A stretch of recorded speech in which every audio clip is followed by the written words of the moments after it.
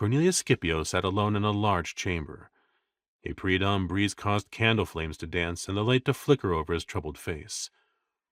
When the Proagatio of Iberia installed his headquarters on Temple Hill, the clerics of the healing god enthusiastically catered to his every wish. Especially in the aftermath of the massacre of New Carthage residents, they feared displeasing the young Roman general. "I dread the daylight," Cornelius announced. His voice bounced off the walls and ceiling. Out of the candlelight, Cydia Decimia stood silently by the darkened doorway. The bodyguard assumed Scipio spoke to the god Asclepius. "I said," Cornelius insisted, "I fear the coming daylight." Realizing he was being addressed, Cydia offered.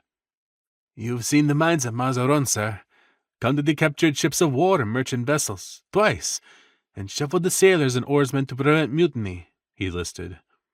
"Scrutinized the city's bolt throwers and onagers, from their base beams to their counter stanchions, and every fiber in the torsion cables. Plus, you've overseen the execution of Carthaginian prisoners, and for some reason allowed the release of spearmen from Iberian tribes.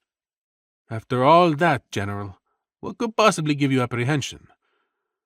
"Following every battle, Hannibal Barca frees any captured man not from Rome," Cornelius informed Cydia. "Many return to their tribes and encourage their chiefs to become allies with the Carthaginian. I need that layer of support."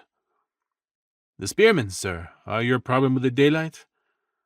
"No, Cydia. My worry concerns the last uncounted cash from our campaign." Cornelius approached the door. To Cydia, he appeared as a dark silhouette.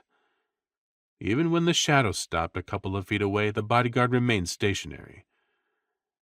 "New Carthage's treasury?" Cydia guessed. "Not that. Magistrate Silanus completed an accounting of the treasury yesterday. We know to the last bronze coin what's there," Cornelius responded. "Coins aren't the issue. At daylight, centurions will begin parading the hostages held by the Carthaginians before me." "Will you free them like you did the tribal spearmen?" "And there is the reason I fear the daylight. I don't know," Cornelius admitted.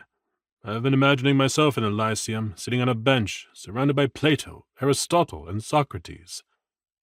"You're very clever, sir," Cydia pointed out. "With you in the company of those Greek philosophers, I assume it's a lively discussion." "Not as lively as you might think," Cornelius told him. "I was searching for an answer, but as they often do in their lessons, the Greeks give examples and leave the solutions up to the individual." "What solutions did you find, sir?"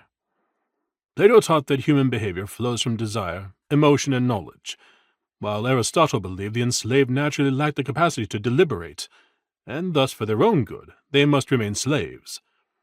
And Socrates advised that all human life is like slavery, and true freedom exists only in death." "Behavior, capacity, or true freedom?" Cydia pondered. "Is there a solution in that, sir?" "Only if I'm wise enough to apply the correct teachings to the right hostage," Cornelius replied.